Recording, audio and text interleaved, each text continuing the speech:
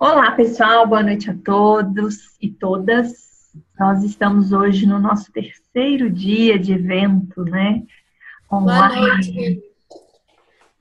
de alimentação consciente e intuitiva na prática, exclusivo para nutricionistas, para profissionais que queiram trabalhar com essa nutrição diferente, com essa maneira mais ampliada de ver a alimentação. No primeiro dia a gente falou sobre o que é alimentação consciente e intuitiva, para quem, para quê, por quê que se trabalha com isso, de onde surgiu, quais são os conceitos teóricos, né, as bibliografias básicas para se trabalhar com esses dois assuntos, alimentação consciente e alimentação intuitiva, e de onde saiu essa nomenclatura. No segundo dia a gente falou sobre como fazer isso na prática. Eu e Natália compartilhamos com vocês a gente foi na galinha dos ovos de ouro, né, Nath? Aquilo que a gente gastou anos para fazer e anos estudando, anos testando na prática, no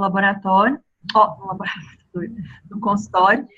E aí a gente compartilhou com vocês o modo de como fazer e respondemos dúvidas, né? Do como fazer para selecionar os pacientes que estão prontos, para que ele não se decepcione, porque ele não vai receber um plano alimentar, e nem ser pesado, nem ser medido.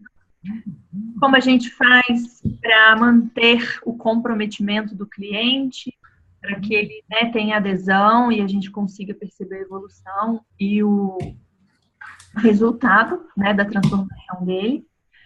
E hoje a gente vai falar do quem. Quem é que pode trabalhar com alimentação consciente e intuitiva? Qual que seria o perfil do ideal, né, para o profissional que deseja trabalhar com essa abordagem? Porque a gente sabe que quando a gente escolhe uma área da nutrição, a gente escolhe por afinidade, mas também porque nós temos características intrínsecas, naturais, nossas, que fazem com que a gente se afinize por determinados tipos de áreas da nutrição, sub-áreas, né? Quem gosta da alimentação coletiva, de Yuan, tem um tipo de perfil, né? Tem mais afinidade com a culinária, com a gastronomia, com a administração, né?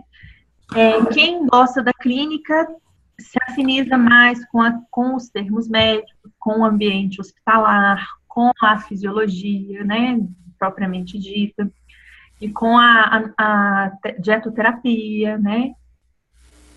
Quem trabalha com saúde pública gosta mais do contato com as pessoas, gosta mais se importa mais com o lado social, né, tem mais afinidade para falar a linguagem de pessoas que tenham baixo poder aquisitivo e que sejam mais simples, e se interessa para a pessoa num contexto global, porque é basicamente isso que a estratégia de saúde da família faz, né? Entender o sujeito na sua integralidade. E quem trabalha com nutrição esportiva é muito ligado em bioquímica e metabolismo, gosta de entender muito dos nutrientes, das propriedades funcionais dos alimentos. Então, nós vamos desenvolvendo afinidade pela área de acordo com as nossas características intrínsecas naturais para isso aconteça. E eu ouço muito, né, de profissionais que nos buscam, e foi exatamente por isso que a gente tentou fazer esse evento, porque a gente não sabia o que dar de resposta para as pessoas. Quando alguém perguntava para a gente, eu queria aprender isso, como é que você faz? E a gente não tinha como ensinar, não tinha nada montado, não tinha nada, uma estrutura para atender essa demanda, e foi por conta disso que a gente decidiu fazer essa semana, né, para a gente compartilhar com vocês a nossa experiência, que, como eu já disse e repito, não é a verdade das verdades, é simplesmente a nossa experiência, né? E aí hoje a gente vai falar um pouquinho dessas características. Quer falar uma coisa, Nath? Não sei se a gente faz uma breve recapitulação do que Pode, foi pode nos dias mandar. anteriores, até porque tem algumas pessoas novas, né, que são a primeira vez. Ótimo. Bom, no primeiro dia, como a Lidy já falou, a gente falou um pouquinho. Cada dia, na verdade, dessa semana, ela tem meio que um tema, né? Então, no primeiro dia, a gente falou de o que é a ACE, né, dos conceitos mesmo, esclarecendo que um ponto que a gente conversou bastante foi a grande confusão de termos, porque como o mindfulness cresceu muito, né, a atenção plena, o comer consciente e também a alimentação intuitiva, a nutrição comportamental, a gente acabou mesclando muitos termos e às vezes a gente meio que se perde, né? A gente não sabe direito mais qual que é a origem. Então até a gente tem visto bastante, tanto nutrição comportamental, terapia nutricional, aí a gente às vezes mistura os termos, né, nutrição intuitiva, alimentação comportamental, então a gente vai misturando os termos e acho que o perigo da gente misturar os termos é a gente começar a perder a fundamentação teórica, as referências bibliográficas e perder realmente o valor daqueles termos. Então, a gente fez um esclarecimento de que, como a Lidy estava falando das grandes áreas da nutrição, nutrição esportiva, nutrição clínica, nutrição em saúde pública, a nutrição comportamental ela vem ser mais uma grande área. É uma área que traz vários conceitos diferentes, várias linhas, e lá, por exemplo, no livro de nutrição comportamental, se vocês já foram no simpósio, vocês já viram, então, sobre terapia cognitivo-comportamental, vocês já viram entrevista motivacional, o modelo de competências alimentares, a alimentação intuitiva, o comer consciente. Cada um desses temas, desses conceitos, é algo diferente. E, às vezes, eles, inclusive, entram em conflito. Porque são pessoas diferentes que pensaram, eram métodos diferentes, só que cada um desses é uma coisa diferente. E é como a Lidy falou, que eu gostei do exemplo que ela trouxe, é como na psicologia, você tem várias linhas diferentes, né, psicanálise, terapia cognitivo-comportamental, humanismo, fenomenologia, cada uma fala uma coisa, às vezes elas não batem uma com a outra, mas a psicologia apresenta todas elas para que o profissional possa se identificar com aquela que ele preferir. Na nutrição comportamental é a mesma coisa. Eles, né, esse grupo de pesquisadores que montou esse movimento traz várias formas várias técnicas, vários métodos, vários conceitos diferentes que têm relação com o comportamento e a alimentação. E dentre essas linhas, eu e a Lidy acabamos nos identificando muito mais com a alimentação consciente, que é o Mindful Eating, que vem do Mindfulness, que é um conceito, né, uma filosofia de vida, e a alimentação intuitiva, que é o Intuitive Eating, que é um método escrito por 2 nutricionistas americanas, que é um método que é bem fundamentado, com referências bibliográficas, inclusive. E aí a gente acabou, aí na internet, como a gente fala muito de alimentação consciente e alimentação intuitiva, a gente começou a falar de uma vez só, né? Alimentação consciente e intuitiva. E de repente se formou um novo termo. Então a gente só queria deixar claro nesse primeiro dia que vocês não vão encontrar o termo alimentação consciente e intuitiva num artigo científico, porque não é um método que existe. Agora a gente está criando, né? Mas nas bibliografias não é um método que existe com esses 2 nomes. A alimentação intuitiva é uma coisa, a alimentação consciente é a outra. Então foi basicamente isso que a gente discutiu. No primeiro dia. No chat a Débora perguntou se a gente pode se denominar nutricionista comportamental.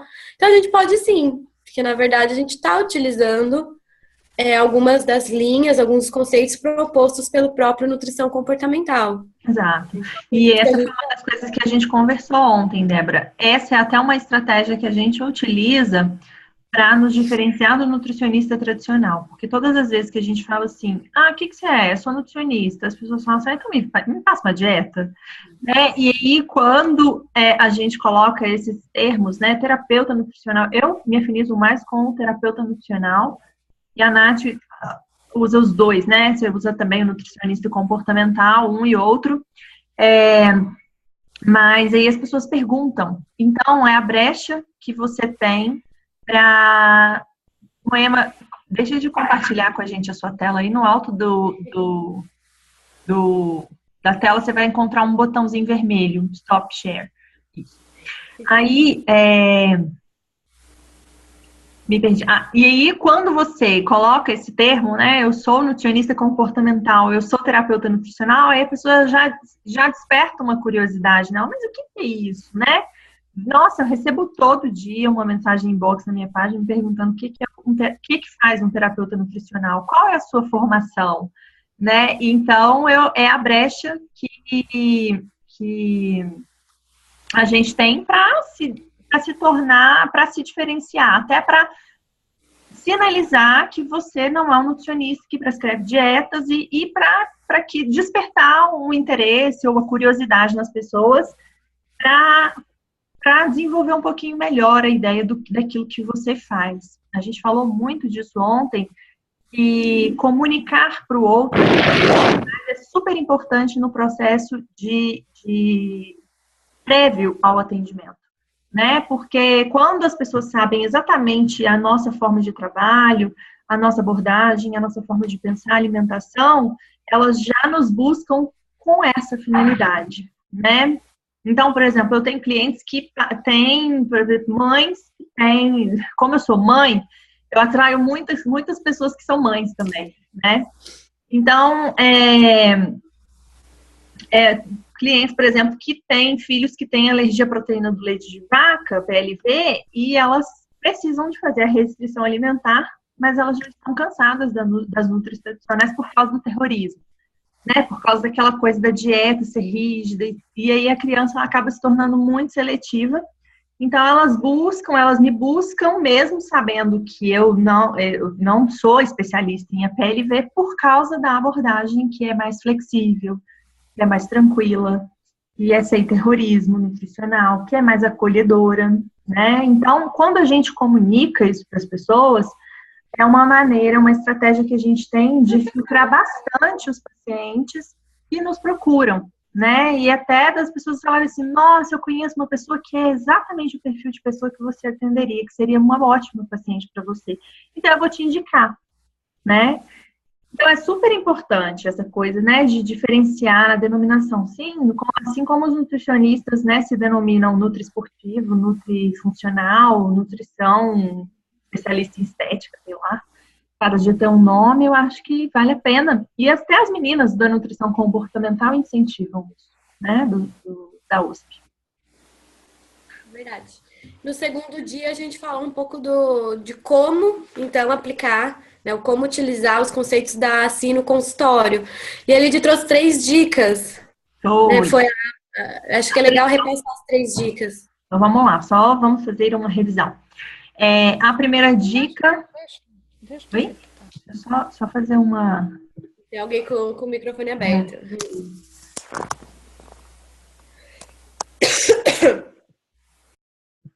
Então, vamos lá. Vamos retomar as 3 dicas. Uma das dicas... Opa, peraí, só um minutinho, gente, para me organizar aqui. Isso. Uma das dicas a primeira delas comunique. Eu acabei de falar, né? Comunique para as pessoas aquilo que você faz.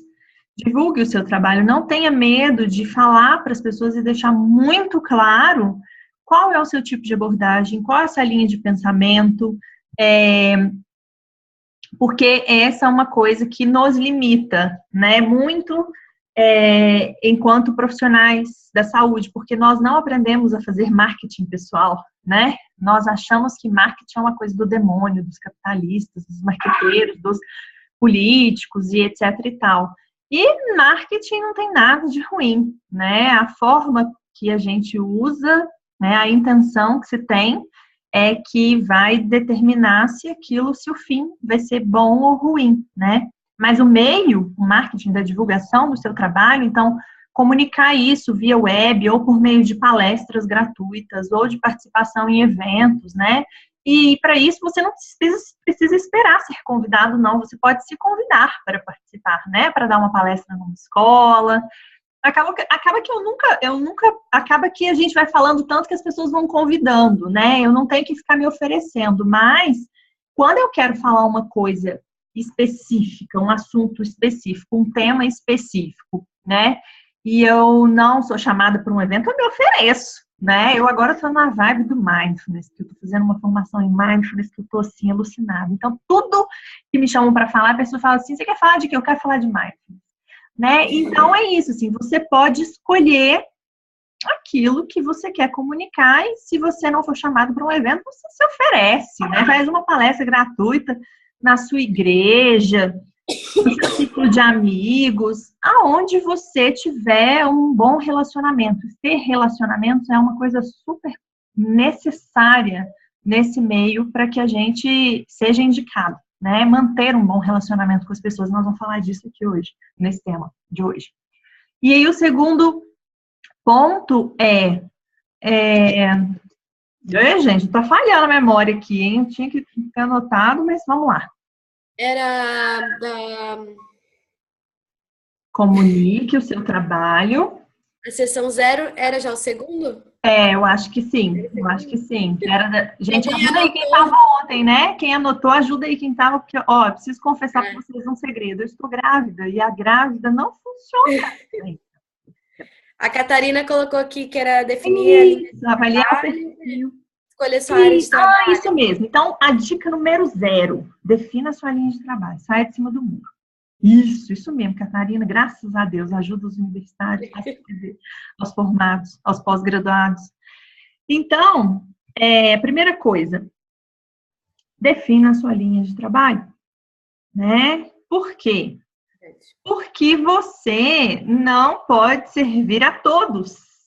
Se você fala para todo mundo, você não fala para ninguém. Se você fala para os atletas, não tem como você falar para os obesos. Se você fala para as crianças, não tem como você falar para os idosos. Então, escolha a sua linha de trabalho. Não tem como você fazer nutrição esportiva, nutrição funcional, nutrição estética e alimentação consciente e intuitiva. Não dá. Não dá para fazer as coisas todas porque essas áreas entram em conflito nas suas formas de pensar. Então, se você definiu que você se afiniza mais com a linha de trabalho da nutrição comportamental, da alimentação consciente e intuitiva, defina isso, saia de cima do muro e escolha um público específico. E tenha consciência de que, se você está optando falar com esse público, não faz sentido você trabalhar para outro, né?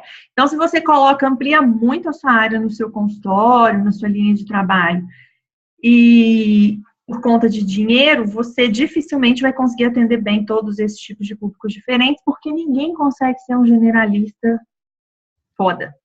Ninguém consegue ser um generalista foda, tá? Ou você é generalista, você vai saber raso, pouco, de tudo, ou você vai ser um especialista, tá?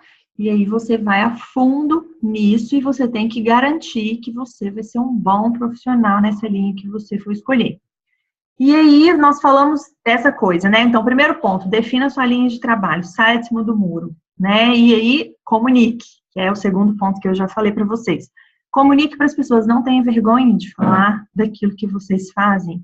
E mais do que isso, saiba muito bem destacar e definir aquilo que vocês fazem, tá? As nossas meninas, que são as nossas mentoradas, né, no nosso programa, nas Nutris que a gente orienta, a primeira para casa que elas têm como é que você vai falar em uma frase aquilo que você faz para as pessoas na rua? Quando alguém te perguntar, como é que você vai falar para as pessoas o que você fala? O que você faz? Em 1 minuto, em uma frase? Quando alguém te perguntar, né? O que você faz? Né? Sou nutricionista. Mas você prescreve dieta? Não. Então, mas se você não prescreve dieta, o que você faz? Né?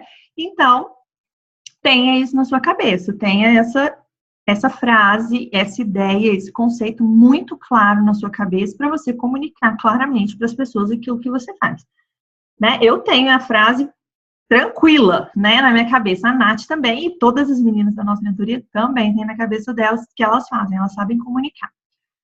E o terceiro ponto escolha o tipo de cliente, o perfil do paciente que você vai atender. Né? Se você tem mais afinidade com as crianças, se jogue nas crianças, né? No ponto da sessão 0, né? Da triagem. Exatamente. E aí, como é que a gente vai fazer isso? Você precisa definir desde já? Não, você pode testar isso, né? Na sessão 0, por exemplo. Então, só para retomar, porque senão a gente vai ficar gastando tempo aqui que a gente falou ontem repetindo, mas na sessão, o que a gente faz para filtrar o paciente é marcar uma sessão gratuita. Tá? Uma sessão gratuita para conversa. Eu tenho interesse em ser atendido por você. Ok, então vamos marcar uma conversa gratuita? Eu não chamo isso nem de consulta, porque você não vai fazer anamnese, você não vai fazer uma consulta formal com essa pessoa. Você vai fazer uma triagem, uma espécie de triagem com essa pessoa. Então, o que você vai fazer? Essa consulta zero, essa sessão zero, perdão, esse encontro zero, ele tem 3 objetivos principais. Primeiro, você avaliar se o sujeito não tem algum outro problema que impeça ele de ter resultados naquilo que você vai fazer.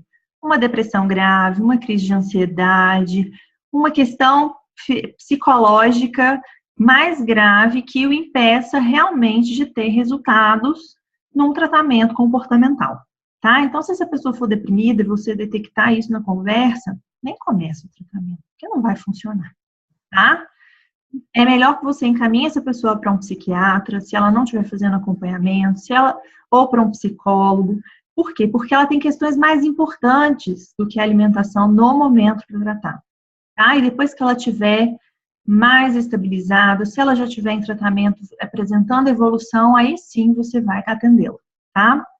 O segundo fator é você avaliar se aquela pessoa de fato tem o perfil de cliente que para a abordagem da alimentação consciente e intuitiva. Se ela não quer emagrecer 5 quilos em um mês, né? E se para isso... né, se para a felicidade dela acontecer, ela precisa disso, né? É claro que, como eu disse ontem, 100% dos nossos pacientes têm desejo de emagrecer. Se eles não tivessem esse desejo, eles não estariam ali na sua frente buscando ajuda, tá? Mas eles precisam estar conscientes de que eles não querem mais fazer dietas e usar a restrição como um caminho para alcançar uma vida mais tranquila com o corpo. Tá? Então, eles têm que estar realmente predispostos e entender, eles não precisam ter a certeza, mas eles precisam entender que a dieta nunca funcionou para ele, né? Que aquele caminho está exaurindo as energias dele e que não está trazendo o resultado que ele espera. E na conversa, na fala do paciente, você já vai conseguir perceber isso, tá? E o terceiro ponto é avaliar o tipo de comprometimento que ele tem com você e você vai comunicar qual é a sua estratégia de trabalho, a sua forma de abordagem, a frequência dos seus encontros, o valor, e aí você vai propor para ele um contrato, né, com início, meio e fim de tratamento. Porque na nossa forma de pensar, né, a gente pegou esse modelo do coaching, mas na nossa forma de pensar, é muito mais confortável para o paciente e para a gente definir um período mínimo de frequência juntos. Por quê? Porque esse trabalho de prestação de serviços, ele é muito, eu sempre faço essa analogia, é muito parecido quando você vai contratar um pedreiro, por exemplo, né? Você tem 2 formas de contratar um pedreiro para fazer um serviço de reforma na sua casa. Você pode contratar o pedreiro por dia de trabalho, ou você pode contratar o pedreiro por empreitada de trabalho, por serviço. Você contrata ele no primeiro modelo, você sempre tem a sensação que ele está te enrolando, que ele está fazendo menos do que ele deveria para ele ganhar mais. Porque quanto mais tempo ele ficar com você, né, mais você vai ganhar, mais você vai gastar. Então, se você inicia um tratamento com o seu cliente sem prazo determinado para término, ele sempre vai ter a sensação de que você está tomando dinheiro dele. E de que ele não está progredindo. E de que ele não está evoluindo. Por quê? Porque você não está pesando, você não está medindo, você não está passando dieta, você está só conversando, né? Então, para ele, ele vai se sentir mais desconfortável. Toda hora ele vai ficar mais ansioso e ele vai ficar toda hora te perguntando assim: quando é que você acha que eu vou ter alta? Você acha que demora muito para eu melhorar? Você acha que demora muito para eu parar de ter compulsão alimentar? Né? E é isso que acontece em muitos tratamentos com psicólogos. A pessoa, ela fica ali, ela sofre, e ela não sabe quando ela vai terminar aquilo, tá penoso para ela, e ela desiste, ela cansa, ela fala assim: eu vou ficar aqui até quando? Eu não tenho mais dinheiro para pagar isso, né? E aí, a gente optou por esse prazo mínimo para a pessoa sentir que a coisa tem começo, tem meio e tem fim. Então, você consegue passar para ela, nesse período que a gente estabeleceu como um período mínimo juntos, os conceitos básicos da alimentação consciente intuitiva. É claro que isso vai ter, assim, uma variabilidade, uma subjetividade enorme do sujeito. Mas ele sentiu que ele deu conta de evoluir naquilo que ele caminhou, naquilo que ele se propôs a caminhar nesse período mínimo juntos, né? E que você não tá ali enrolando com ele para ganhar mais dinheiro dele. E ele fica mais confortável e mais comprometido e ele não some, porque ele já pagou, né? Ele pagou antecipado e ele sabe que aquilo ali tem um prazo para acabar. Então, ele se sente menos ansioso, mais confortável e sentindo que ele vai ter um resultado mínimo, por menor que ele seja, ao final dos 3 meses, certo? E foi tudo isso que a gente falou aí nesses 2 dias. Até cansei. Uma coisa que dá só para acrescentar, para a gente mudar de pergunta, é que a gente conversou muito que essa estratégia da sessão zero, ela é uma boa estratégia para aquela questão que algumas pessoas colocaram lá no fórum, que é a resistência. Né, que você marca, você atende alguma pessoa, ela tá te pagando, ela tá com uma expectativa de receber uma dieta, e aí você vai lá e propõe uma outra coisa que ela nunca ouviu falar e que é totalmente diferente. Isso pode gerar uma resistência nele, porque as expectativas eram diferentes, e pode fazer com que ele saia insatisfeito, que ele saia frustrado, né, que isso acaba sendo um marketing muito ruim para você. Então, essa sessão zero, eu acho que é algo bem bacana, que a gente falou ontem, né? Um ganha-ganha. Você vai atender as pessoas que realmente estão comprometidas, que vão gerar resultados, que querem aquilo, e a pessoa ela tem a chance de escolher se ela quer aquilo. Então, isso, a gente hoje trabalha com essa sessão zero e tem sido muito bom. Exato. Então, alguém tem alguma dúvida em relação aos dias anteriores? Gostaria de postar aí? Tem alguma questão? Se não concordar com o modelo, a gente também aceita, tá? Porque o que eu e Nath, a gente sempre tem em mente é que esse não é um modelo fechado. Que ele está sempre em teste, tá? E ele sempre vai estar. E a gente se permite trocar de ideia e de opinião todo o tempo. Graças a Deus, né, Nath? Então, quando ele deixar de funcionar, quando a gente sentir que ele pode ser aprimorado, ele vai ser aprimorado e a contribuição de vocês, quanto mais a gente tiver essa percepção, testar isso e compartilhar as experiências, mais rico vai ficar o modelo, tá certo? A Débora tá falando aqui que ela nunca entrega cardápio pronto e percebe muito sua frustração. Sai. Débora, hoje é o primeiro dia que você tá vindo, não é? Tá. Então, a gente falou disso no primeiro dia, né? Que a gente também não entrega cardápio e a gente tirou um monte de dúvidas. A gente falou que não faz parte da nossa, né, lógica entregar nada pronto para o sujeito. A gente trabalha muito com o empoderamento, de incentivar que ele construa o seu caminho terapêutico, de que ele se investigue, de que ele se manifeste nas suas vontades, de que ele se coloque, se posicione diante das preferências e diante das dificuldades com a alimentação que ele tem. Então, faz parte da nossa filosofia, da nossa estratégia, da nossa forma de enxergar tratamento, terapia, né, nutricional, e até educação nutricional é a gente entregar para que o outro escolha, para que o outro determine, para que ele considere a cultura, a história de vida, as experiências prévias que ele teve ao longo da sua vida, porque não está errado, né? E isso esse é um modelo muito contra a lógica do nutricionista tradicional, né? Porque a gente está sempre querendo consertar o nosso paciente. Porque se a gente não conserta o nosso paciente, a gente vai fazer o quê? O trabalho do nutricionista não é consertar a alimentação do outro? A gente não acredita que esse seja o nosso trabalho, não, né? Porque a gente considera que o outro tem o saber dele. Né? Aí a Larissa perguntou, acho que o cardápio pronto não estimula o empoderamento. Não. Sabe por que não, Larissa? O cardápio pronto não estimula o empoderamento? Porque o cardápio pronto está baseado nas minhas preferências alimentares, nas minhas crenças, nas minhas experiências pessoais do profissional, né? Então, se eu gosto de um pão com manteiga no café da manhã, eu vou colocar no cardápio dele. Um pão com manteiga no café da manhã, mas eu não estou considerando as preferências dele.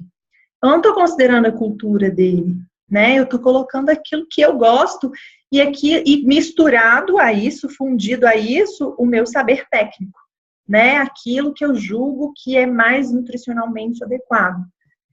Não, isso pra gente é um modelo falido, tá? Que não funciona, de jeito nenhum. Débora, ali você comentou, cadê? Que você nunca entrega o cardápio pronto, né? Que a Lid estava comentando.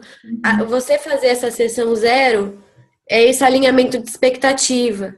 Né? Você já deixa claro nesse momento como é a sua abordagem de trabalho. Claro, nesse momento, nessa sessão zero, que a gente falou bastante dela ontem, é um momento onde a gente vai escutar muito a história daquela pessoa, né? Vai acolher, vai tentar entender o que está acontecendo. A gente faz alguma proposta, né? Explica como que é o nosso trabalho, como que a gente poderia ajudar, quais que são os resultados, a gente já deixa claro que não foca em peso, que não trabalha com cardápio.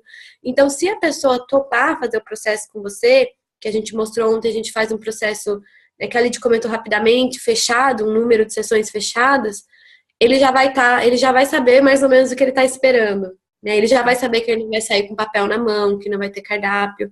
Sim, Então, a sessão zero é uma sessão de ajustes de acordo, tá? Você esclarece a sua linha de trabalho, você avalia aquilo que o sujeito precisa, se a sua competência técnica é capaz de atender a demanda dele, basicamente isso. Mas o que eu recomendo mesmo é que você assista a reprise, porque ela está muito mais completa do que esse apanhado que a gente está fazendo aqui, tá?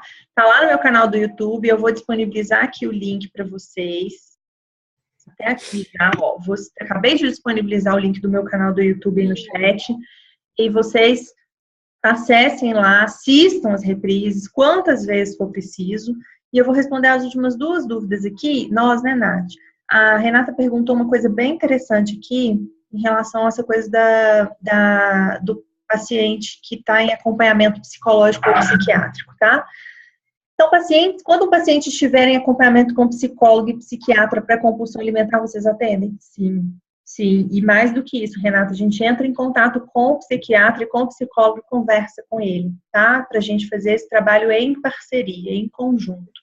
É óbvio que nós não vamos fazer o trabalho psicólogo porque nós não estudamos para isso, nós não temos competência técnica para isso, nós vamos trabalhar a questão alimentar ligada ao comportamento, tá? E aí a gente tem técnicas específicas para tratar compulsão alimentar, que não é com restrição, tá? E aí o psicólogo vai trabalhar as questões mais profundas, emocionais, a história de vida do sujeito. Nós não temos habilidade e competência técnica para fazer isso. Trabalhar outras questões, relações interpessoais, familiares, relação com mãe, relação com pai, abuso sexual, tudo isso quem faz é o psicólogo. A gente não está habilitado para fazer isso não, tá? A gente só vai trabalhar questões que sejam relativas à alimentação. É óbvio que esse assunto vai permear as consultas. As pessoas vão contar isso. Quando elas contarem a história de vida delas, a gente precisa até saber isso para fazer essa relação, para trazer para o sujeito uma clareza maior sobre o problema dele, por que ele está vivendo esse problema. E aí a gente vai estar em parceria com o psicólogo e com o psiquiatra para trabalhar em conjunto, mas nunca fazendo o trabalho do outro. Tá? Só falando da compulsão rapidamente, eu acredito que essa nossa abordagem ela é a mais indicada para trabalhar com compulsão. Então, se vocês quiserem trabalhar com essa área, vocês vão estar hiper mega capacitadas para isso. Né? A gente trabalha muito com os gatilhos da compulsão, principalmente o gatilho da proibição. Então, a alimentação intuitiva, em geral, ela reduz bastante. E vocês vão perceber que vai aparecer bastante para vocês, porque a estatística de pessoas compulsivas é muito alta. Altíssimo. E eu, como ex-compulsiva, atraio bastante. Como a Lid falou, né? Ela é mãe. A gente atrai muitas pessoas que a gente... Que são os nossos iguais. A Lid atrai muito as mães, porque ela também é mãe. E eu, como vivi muito tempo de compulsão, costumo atender bastante compulsão alimentar. Mas como você mesmo colocou na questão, a compulsão, porque ela geralmente tem muitas raízes psicológicas, se a pessoa não estiver com psicólogo ou psiquiatra e você perceber que tem um negócio um pouco mais profundo, pede para ela e em alguns casos a gente pode até cobrar mesmo dela de fazer essa procura. Sim. Eu, às vezes, isso já aconteceu comigo e durante o atendimento de eu identificar. É claro que a gente não consegue pescar tudo, nós não somos experts de pescar tudo na sessão, na consulta zero, né? Na consulta, no encontro inicial, gratuito.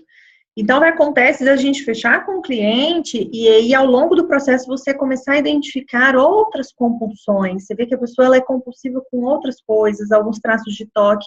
Então, eu falo, eu sou muito incisiva, eu já tenho... Gente, isso é muito importante, por isso que eu falei que vocês precisam de ter relações interpessoais riquíssimas. Eu tenho um arsenal de profissionais em Belo Horizonte para indicar que eu confio, tá? Então, tem gastro, que eu confio, que eu indico, alergologista, que eu confio, que eu indico, psiquiatra, que eu confio, que eu indico, vários psicólogos, né? Homem, mulher, porque tem às vezes um marido de uma paciente que é problemático, então a gente manda ele para um psicólogo homem, que ele vai se afinizar, né? Então, você ter contatos de pessoas, de profissionais que você confie para indicar, claro que você não vai ganhar um por fora disso, mas que você tenha certeza de que ela não vai estragar o trabalho que você está já fazendo, é super importante. Então, tenha esse relacionamento, esse tipo de relacionamento com as pessoas, né? Ou, se possível, marque uma conversa com esse profissional para falar do seu trabalho, para falar da sua abordagem, e falar que você quer indicar pessoas para ir, né? Eu acho que isso é super importante.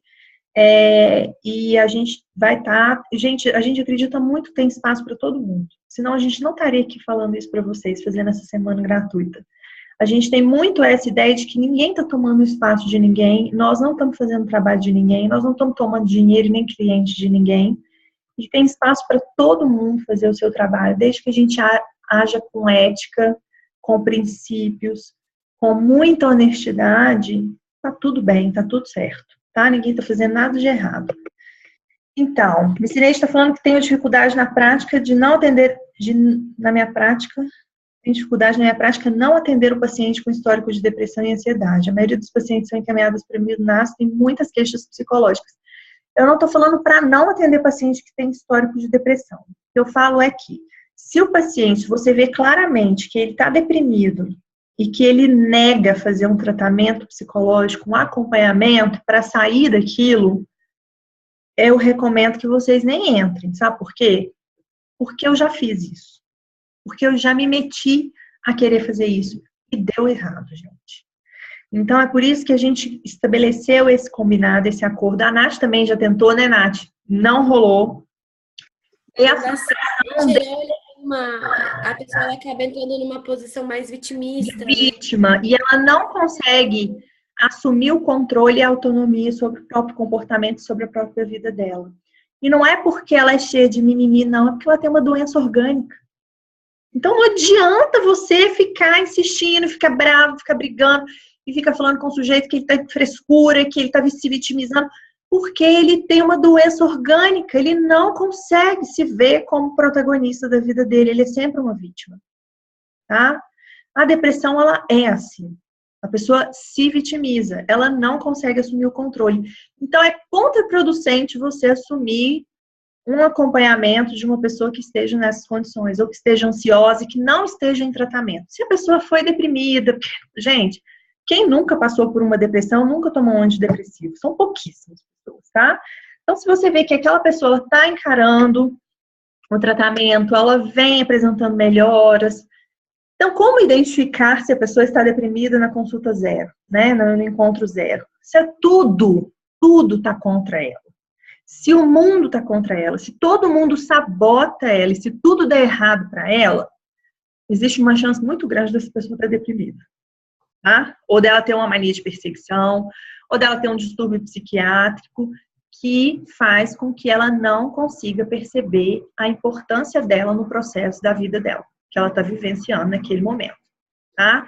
Então, se tudo é muito difícil, se nada tem jeito, se nada tem solução, se nada é possível para ela, não se metam a ser bons samaritanos e a querer resolver a vida daquela pessoa, porque vocês não vão conseguir. Tá?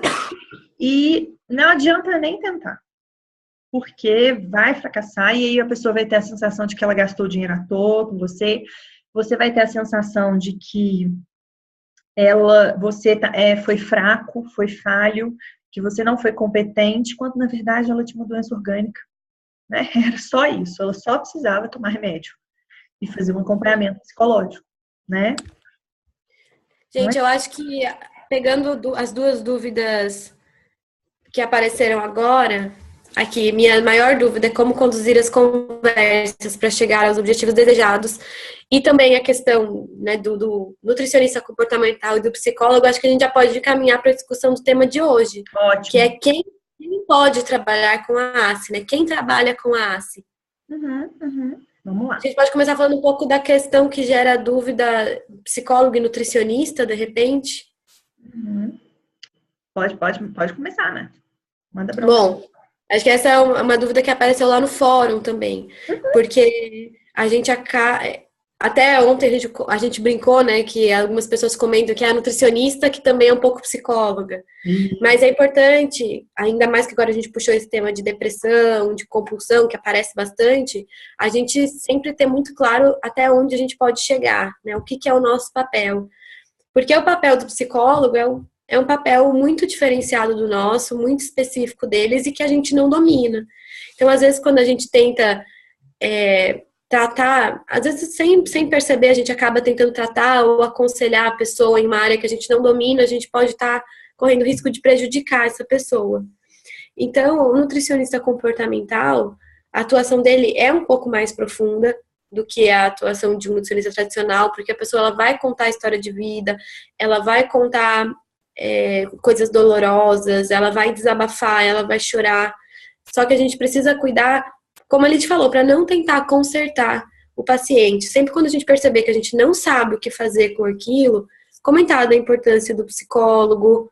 Uma das coisas que a gente fala muito no coaching também, para não deixar a pessoa daquele estado aberto, né, ali com aquela deficiência aberta, uma das coisas que a gente pode fazer, que já vai entrar um pouco nas características do profissional, do nutricionista comportamental, é sempre tentar focar no positivo, né, elencar, por exemplo, se a pessoa contar uma história muito difícil, ao invés de tentar tratar aquilo ou aconselhar ela, como a gente fala, não, olha como você foi guerreira, olha as suas qualidades nesse sentido, olha que bacana que você superou isso, olha como, sabe, assim a gente consegue orientar para que ela procure um profissional adequado para tratar aquilo, mas não deixar ela sair arrasada por ter desabafado, às vezes, uma coisa que ela nunca contou para alguém.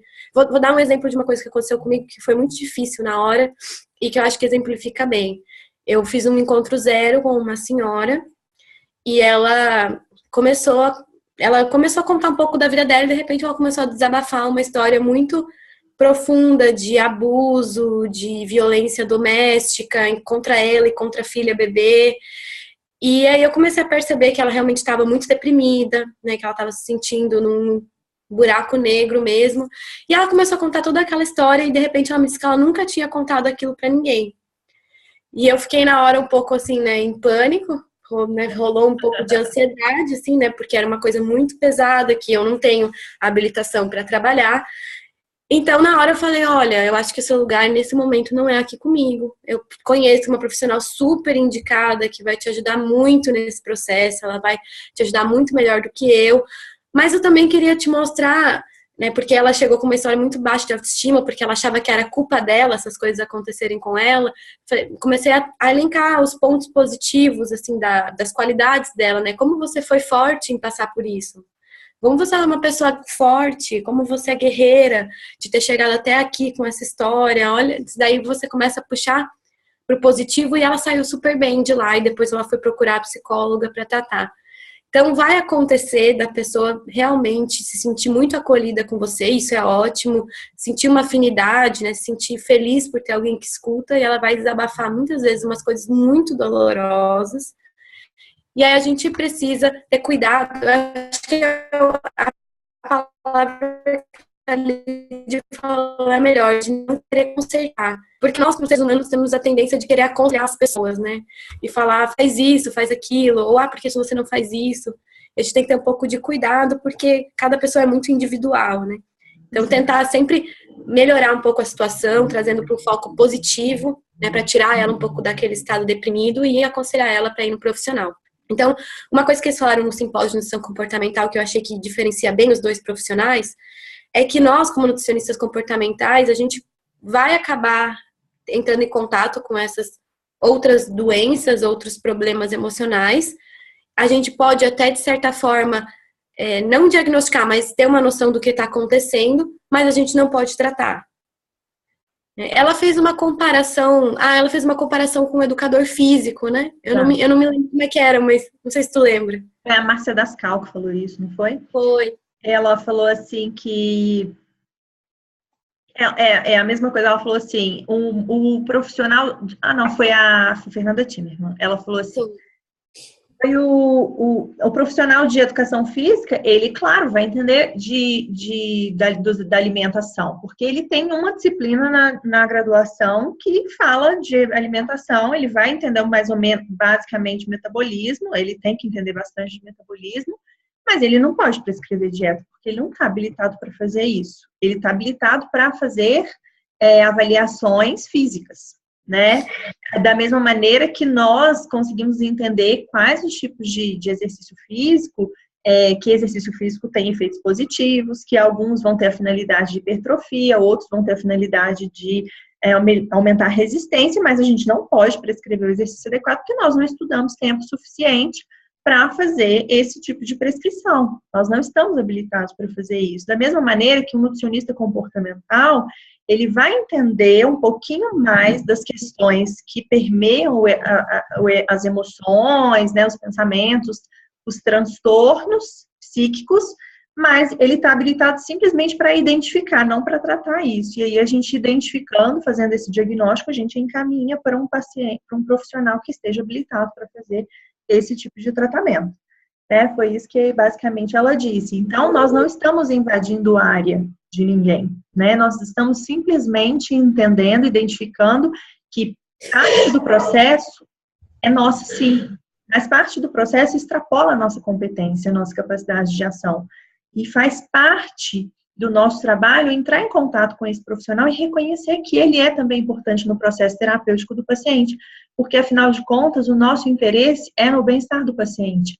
Não é no meu ego, não é em mostrar que eu sou capaz de consertar qualquer tipo de problema super difícil, né? Então, A Micineide perguntou aqui se o ideal é fazer primeiro o tratamento psicológico ou se pode fazer os dois juntos. depende do Bom, caso. isso depende, né?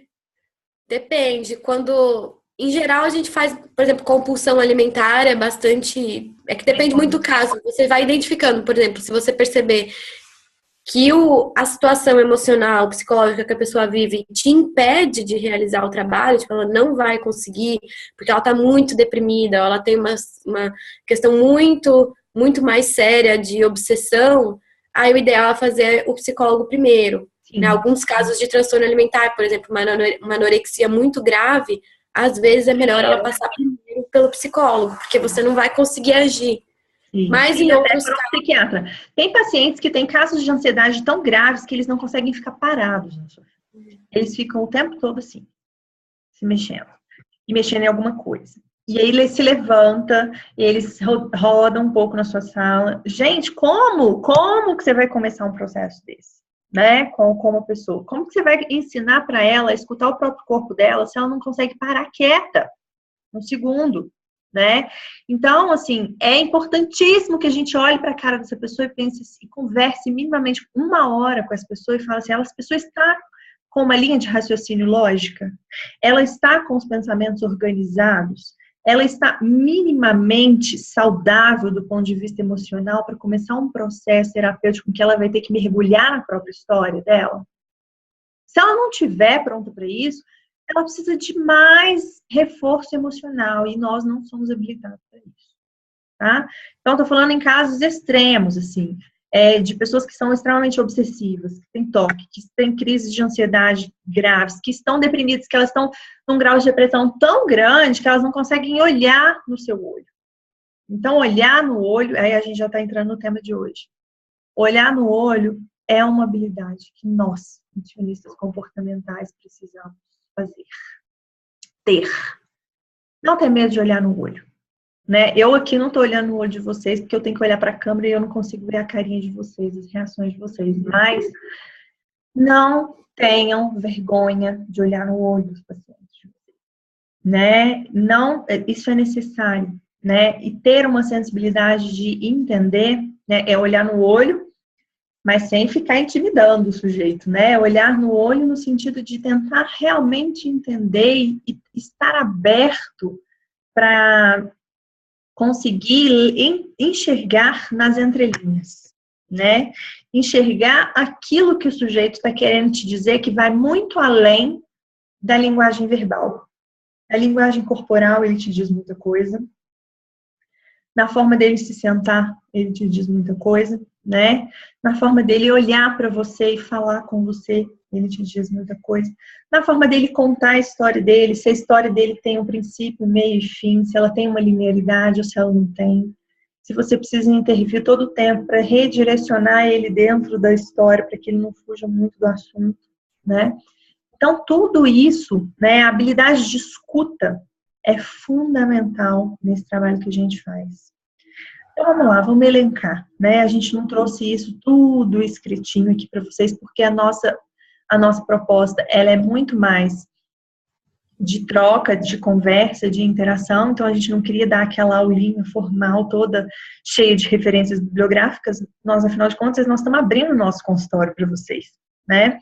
Mas quando a gente se propõe a fazer um trabalho desse nível de empoderamento, de devolver para o sujeito o controle da vida dele, de devolver para ele a importância do saber que ele tem sobre o corpo dele, que só ele vai ter, né?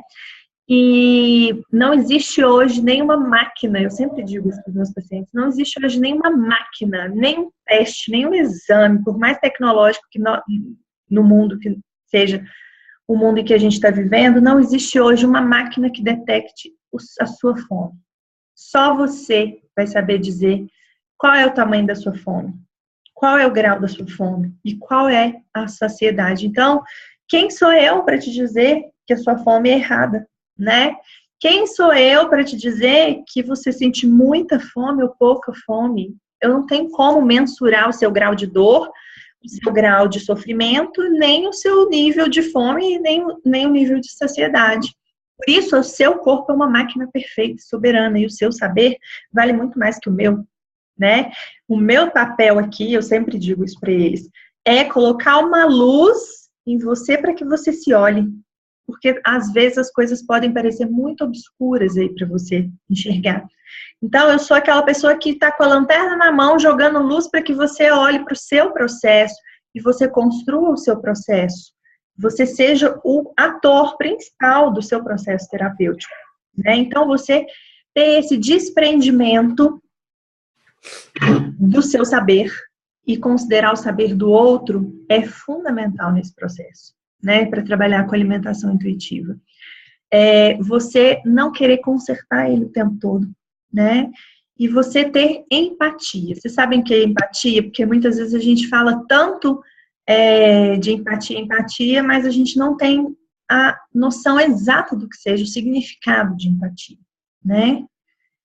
Empatia é se colocar no lugar do outro, exatamente. É diferente de simpatia. Eu não sou Elidiane Bragunci, eu não sou uma pessoa simpática, mas eu sou uma pessoa empática, né?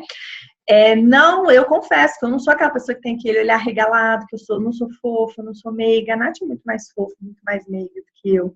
Mas eu não aprendi a ser assim. Eu sou simpática, eu não sou simpática, mas eu sou empática. Eu tenho uma capacidade de me colocar no lugar do outro e de estar ali, né, de fazer aquele exercício, de estar ali no lugar dele, naquele momento em que ele está me contando a história dele, me sentir minimamente, me colocar no exercício mínimo de me sentir no lugar dele. Poxa, se eu tivesse na história dele, como é que eu agiria, né? Nossa, olha só, né, que interessante essa história que essa pessoa tá me contando. Justifica muito a forma que ela vive hoje, a forma que ela encara a vida dela, né? Então, quando a gente enxerga, quando a gente ouve a trajetória do outro, a gente tem um olhar muito mais empático. Por quê? Porque as nossas ações hoje, o nosso comportamento hoje, ele é definido pela nossa história. E a forma com que a gente elaborou os acontecimentos que foram surgindo ao longo da nossa história, né? Não sou sujeito hoje tem compulsão alimentar, é porque ele é uma pessoa louca, descontrolada? Não, se a gente entende a história dele, de vida, fica muito mais fácil compreender o contexto no qual ele está inserido e justificar, né, que justifique aquela compulsão que ele desenvolveu, que aquela pessoa desenvolveu, né? Então, essa capacidade de se colocar no lugar do outro, de ter uma escuta sensível, né, de olhar no olho e de estar realmente presente ali naquele momento da consulta. Então, a presença é também uma habilidade necessária, intrínseca ao profissional que deseja trabalhar com essa abordagem. Por quê? Porque não adianta eu estar ali ouvindo aquela história se eu estou pensando no próximo cliente, ou na conta que eu preciso pagar, ou no próximo, no próximo evento que eu vou ter que organizar. Não, no momento em que eu estou na consulta, eu estou na consulta. Meu celular está completamente desligado e eu estou ali para aquela pessoa, completamente disponível para aquela pessoa. E é por isso que, para fazer esse trabalho da alimentação consciente intuitiva, dessa abordagem, né, comportamental, eu falo que a gente tem que fazer algumas escolhas de vida. Muitas vezes as pessoas me perguntam assim: você não atende por plano? Não. Aí eu falo assim: não atendo por plano. Sabe por quê? Porque para atender por plano eu tenho que atender em 20 minutos. Em 20 minutos eu não consigo nem saber o nome do sujeito, né? Então eu não consigo fazer esse trabalho de olhar no olho, de estar presente, de ser empática, de ter uma escuta sensível, se eu tenho só 20 minutos para saber toda a história de vida do sujeito. E se eu não tenho certeza que ele vai voltar na próxima semana, porque o plano não vai pagar a consulta dele toda semana, e eu vou ganhar pouquíssimo. E porque eu ganho pouquíssimo, eu preciso ter uma agenda lotada e atender 20 pacientes por dia. Eu não consigo fazer esse trabalho atendendo 20 pacientes por dia. Gente, para minha saúde física, eu atendo no máximo 15 pacientes por semana. Tá? Por quê? Porque isso demanda muito tempo de estudo. Isso demanda muito tempo de preparação, muito tempo de dedicação e de presença, tá? Então, não dá para eu organizar a minha rotina diária para atender 20 pacientes num dia. Eu não dou conta. Fico exaurida. Ninguém consegue fazer um bom atendimento, um atendimento de qualidade, se você atende 20 pessoas por dia, tá? Em 8 horas de trabalho. Então, a gente tem que fazer algumas escolhas, tá? E algumas... É um bom momento para exercitar o mindfulness, né? Exatamente. Realmente, é presença, é a questão da escutativa, ou como a gente fala muito no coaching, né? O ouvir na essência. Então, é mais do que simplesmente entrar no seu ouvido, é você ouvir e prestar realmente atenção em tudo e tentar sentir o que ela está sentindo e se colocar no lugar. Então, é algo que demanda muito de você. Sim. É muito difícil você precisa de uma pausa entre um e o outro para você conseguir respirar. Para você conseguir respirar, organizar as ideias, né? E pensar o que você vai fazer, né? Para ajudar aquela pessoa, assim. Tem histórias que eu escuto em consultório que eu levo uma semana para elaborar. Uma semana para elaborar. E às vezes eu não falo nada na consulta, porque assim, se eu não tenho algo de interessante para falar, eu não falo.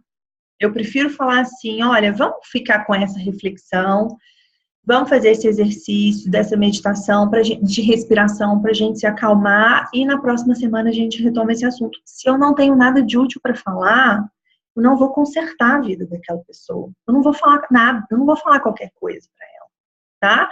E eu não me obrigo a ter as respostas prontas para casos muito difíceis. Eu preciso estudar, eu preciso refletir, eu preciso meditar, eu preciso ter tempo para elaborar a história daquele sujeito e pensar na forma mais eficaz que eu puder para ajudar aquela pessoa dentro daquela condição que ela se encontra, tá?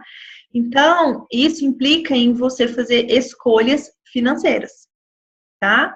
E aí você começar a pensar numa estratégia para se manter saudável do ponto de vista financeiro, mas também do ponto de vista emocional. Por quê? Porque se a gente trabalha muitas horas por dia e tem que atender um número absurdo de pacientes para ganhar mínimo, que não dá nem para pagar um curso de especialização, será que está valendo a pena? Será que eu vou conseguir realmente manter o meu amor pela profissão e fazer esse trabalho com dedicação se eu estou vivendo nessas condições de sobrevivência, né?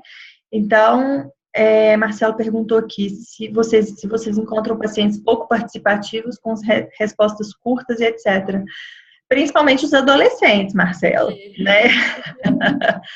Principalmente os adolescentes, são pouquíssimo participativos e sim, já encontramos sim muitos pacientes. E aí, sabe o que eu faço? Terapia sob medida. Eu também sou monossilábica. É assim que eu faço, né? É a estratégia que eu ensino para as meninas. O paciente que fala muito, eu falo um tanto. O paciente que fala pouco, eu falo pouco. Né? É terapia sob medida. Isso. Por quê? Porque aí ele vai se sentir desconfortável e ele vai ter que falar. É a técnica mais eficaz que eu já encontrei até hoje para trabalhar assim. Então, se aquele paciente fala aquele tantão, eu falo mais um tantão, para ele cansar de mim, e aí ele fala menos. Agora, se ele fala pouco, eu fico parada olhando para ele, esperando ele falar. Para ele se sentir desconfortável e saber, e aí? O que a gente está fazendo aqui mesmo? Pergunta, né? Adolescente, principalmente menino, é muito assim. É tudo não. E realmente funciona isso, né? Fica aquele silêncio, ele acaba falando alguma coisa. Mas eu acho que é a minoria, né? Os pacientes pouco participativos. Em geral, as pessoas elas já vêm com um certo sofrimento, elas já querem desabafar um pouco. E quando você acolhe, né? Que você mostra para ela que você está prestando atenção, que você realmente está interessado em ouvir o que ela tem para dizer, aí ela a pessoa fala um monte. Né? Aí ela fala um monte, né? Na verdade, Hoje mesmo eu tive uma paciente que ela chegou lá igual uma metralhadora giratória, ela falou. Aí no final eu falei assim, pronto, acabamos de falar tudo, você precisou tudo, falou tudo que você precisava de falar, então vem cá, me dá um abraço, né? E foi assim, a nossa sessão de hoje, né? Aí ela chorou um monte, e aí a gente foi lá, se abraçou, ficou tudo bem, né? Lógico que não foi só tão simples assim, mas basicamente se resumiu a isso, né? Eu não sei falar um monte também, né? Não dava tempo, porque eu tinha o próximo paciente para atender, mas às vezes a pessoa precisa só falar e ser ouvida, né? Porque ela não tem outro lugar ali, outro espaço, outro ambiente que ela se sinta confortável para fazer isso. E quando ela fala, eu já disse isso aqui, ela elabora dentro dela aquilo que ela está sentindo e ela mesma disponibiliza e busca recursos internos para reverter aquela situação. Isso acontece todo dia num consultório de um psicólogo, né? Todo dia, quando a pessoa fala do problema, ela elabora o problema e ela mesma consegue definir recursos terapêuticos. E o que você fez ali? Nada? Mentira, você fez muita coisa, você ouviu. Você ouviu, e mais do que isso, você proporcionou para ela um ambiente de rapport. O que é rapport? Um ambiente de confiança, tá? Para que ela falasse com verdade sobre aquilo que ela está sentindo. E isso é muito, gente. Tá? Isso é muito. E mais do que isso, você proporcionou para ela a oportunidade de mostrar um pouco mais de quem ela é na sua essência, e aí você vai ter mais recursos para os próximos encontros para pegar esse dia que ela se mostrou em essência e trabalhar toda a potencialidade, todo o valor daquela pessoa, reforçando positivamente as qualidades, como a Nath mesma já contou para vocês aqui, tá? Eu acabei de pensar nisso, nessa questão do rapport. Esse primeiro encontro, geralmente a sessão zero, a primeira vez que você vê a pessoa, é a hora da gente realmente acolher a pessoa e formar uma conexão com ela. No coaching a gente fala muito da palavra rapport, que é você formar essa conexão com a pessoa. Porque a partir do momento que você forma um vínculo de confiança, que você realmente se conecta com aquela pessoa, né, que vocês duas se conectam, a partir daí a terapia começa. Senão ela pode vir toda semana no seu consultório, mas se vocês não se conectaram, se não formam um vínculo de confiança, de empatia, não vai para frente. Na verdade, o ser humano tem algumas necessidades básicas, né, que a gente fala bastante, que é o ser ouvido e o não ser julgado, que geralmente não é o que eles encontram nos consultórios. E era exatamente a próxima qualidade intrínseca que eu ia falar do profissional, do não julgamento. Né? Então, vamos lá. Vamos lá para enumerações, porque eu adoro, né, essa coisa de enumerar. Apesar de eu não lembrar amanhã o que eu falei. Mas, então. Olhar no olho. ter capacidade de se colocar no lugar do outro, empatia, ter uma escuta sensível, ter presença, né, estar completamente presente ali naquele momento e não julgar. Não julgar. Mesmo, pessoal. E o não julgamento, quando eu digo para vocês, é um não julgamento limpo mesmo, é de ter um coração aberto para aquele paciente, para ouvir a demanda dele, sem achar que ele está de sacanagem com você, que ele está te sabotando, ou que ele está se sabotando no processo. Muitas vezes ele está se sabotando mesmo no processo terapêutico. Mas ele não está querendo, não está fazendo isso para te agredir, não. Então, por isso, você não precisa julgá-lo. Ele está fazendo isso porque ele não tem saída, ele ainda não encontrou a saída para aquele processo. Então, é muito comum, por exemplo, a gente propor exercícios do nosso diário, que foi a ferramenta de aferição que a gente revelou aqui para vocês, que a gente utiliza corriqueiramente no consultório, no acompanhamento, a gente propor exercícios durante a semana para que aquela pessoa faça e registre as percepções dela no diário e ela chegar na semana seguinte e falar assim, não fiz nada. Por quê? Aconteceu isso, isso, isso e isso na minha vida, eu não fiz. E aí a gente fica... não acontece isso, mas já aconteceu, né, Nath? Entre pessoas próximas, mas fica pé da vida. Mas espera aí, a minha sessão seguinte era baseada nas experiências que essa pessoa anotaria. O meu planejamento aqui terapêutico estava em retomar as experiências que aquela pessoa não ia anotar no diário. E se ela não anotou nada, se ela não fez exercício, o que eu faço? Ela tá de sacanagem, tá me sabotando, não sei o quê. Vocês encontram alguma semelhança desse tipo de julgamento com o nutricionista tradicional ou não? Né? O que a gente faz? Quando a pessoa não faz alguma coisa que a gente propõe, nosso primeiro reflexo, tá vendo? Por isso que não melhora. Não faz o exercício que eu proponho. Não tá comprometido. Gente, isso é julgamento, tá? Só para falar, só para lembrar, isso é julgamento. E aí a gente está transferindo para o outro, né, a culpa. Claro que, tudo bem, ele é autônomo do processo dele, mas por que ao invés de ficar pé da vida com o paciente e achar que ele está querendo sabotar no processo, porque, né, é a mesma coisa que a gente escuta assim, tá vendo? Por isso que não emagrece, não segue o plano alimentar que eu calculei, né? Tá vendo? Vai ter resultado mesmo, não segue dieta. Será que a gente não está reproduzindo esse mesmo tipo de comportamento que a gente julga? Né? Então, o que a gente está tentando fazer? O que a gente precisa fazer diante de uma situação dessa? Entender por que ele não fez. Ele não fez porque aconteceu isso, a mãe morreu, você ficou doente. Então, vamos falar mais sobre isso? Como é que você se sentiu com a morte da sua mãe? Né?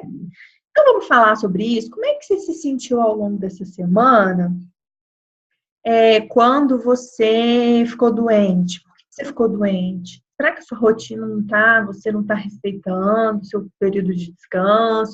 Você não está trabalhando em excesso? Tentar entender o porquê que aquela pessoa não está fugindo, está resistindo ao processo terapêutico, né?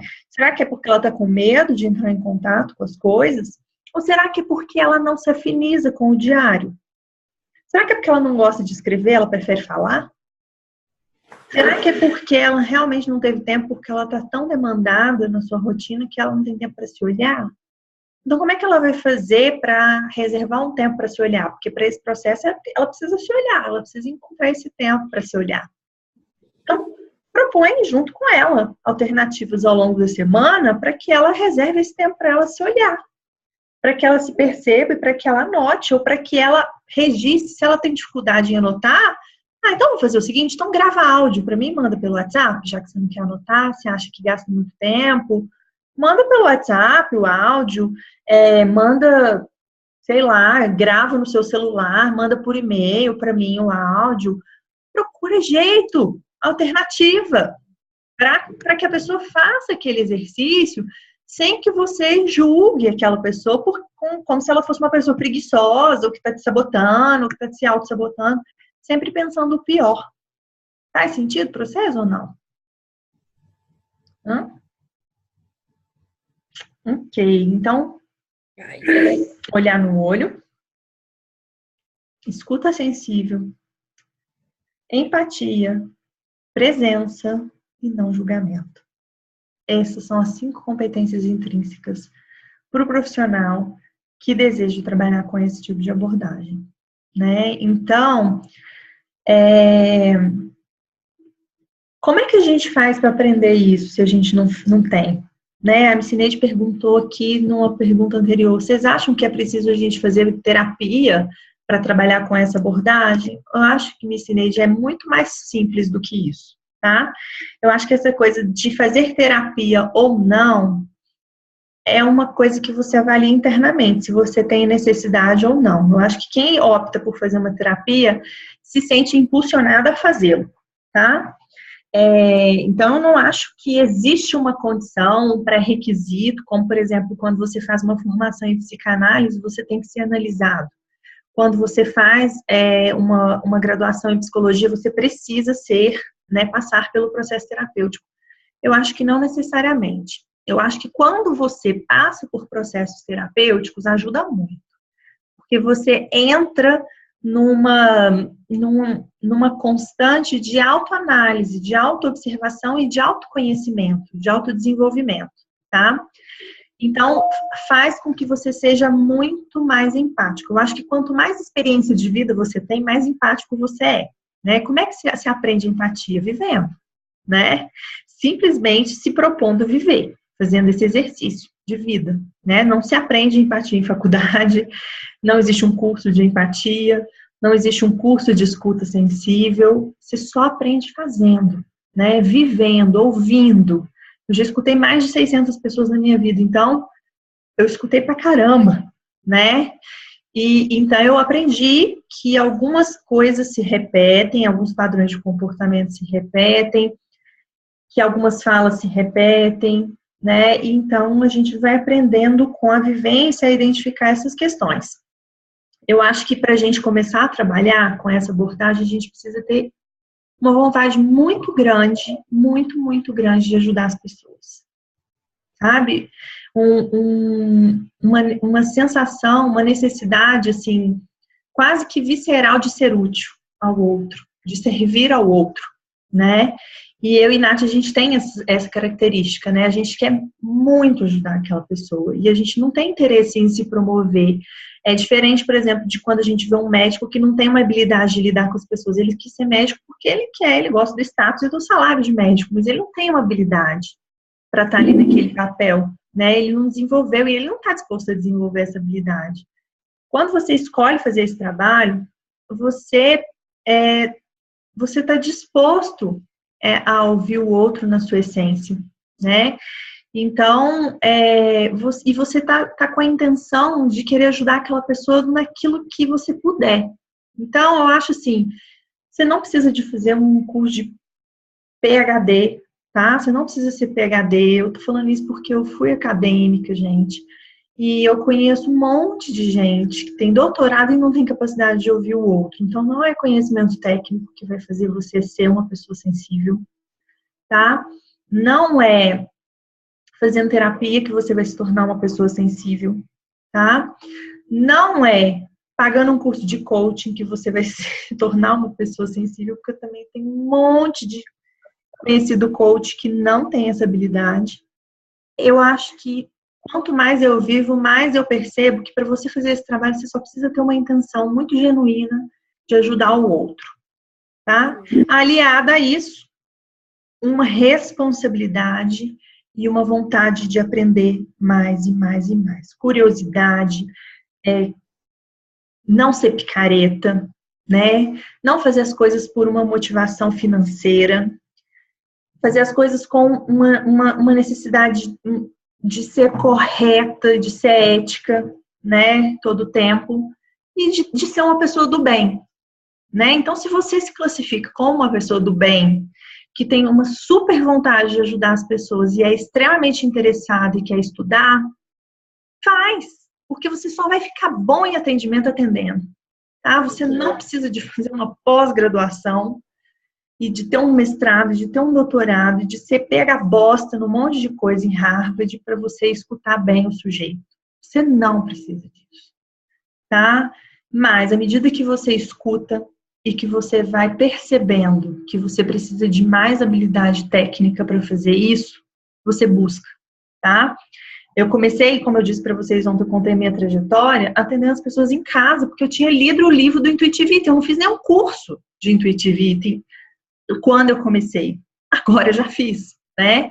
Depois disso, eu já fiz um monte de curso, um monte de formação, né? Eu fiz uma especialização em psicologia positiva, eu fiz um curso de hipnoterapia, então eu trabalho com hipnose, eu fiz a formação em coaching, eu fui para os Estados Unidos fazer um aprofundamento em hipnose, em coaching. Eu fiz uma pá de curso, estou fazendo uma formação em mindfulness, fiz todo tipo de curso de desenvolvimento pessoal, de PNL, de tudo que você pensar. Mas por quê? Porque eu percebo que quanto mais eu vejo as pessoas, quanto mais eu estudo, mais eu ouço as pessoas, mais eu me sinto motivada a me melhorar para ser melhor para elas, né? Mas é diferente, né? É diferente de eu achar que eu preciso de mais um certificado para eu encarar aquela pessoa e olhar no olho dela. Isso está errado, tá? Isso é o que a lógica mercadológica, a indústria do conhecimento, que eu já fiz parte dela, tá? Tá querendo fazer você acreditar que você precisa de mais uma pós-graduação, que você precisa de mais uma grana para entrar em ação. Você não precisa disso, tá? Você precisa só ir atender, tá? Porque se você achar que você precisa de fazer mais uma pós-graduação e ler mais não sei quantos mil livros para atender uma pessoa, você ainda não sente que você tem valor pessoal suficiente para encarar aquela pessoa ali de frente. Né? Então, o problema está com a sua autoconfiança, não com seus diplomas, certo? Não com as suas competências técnicas. Beleza?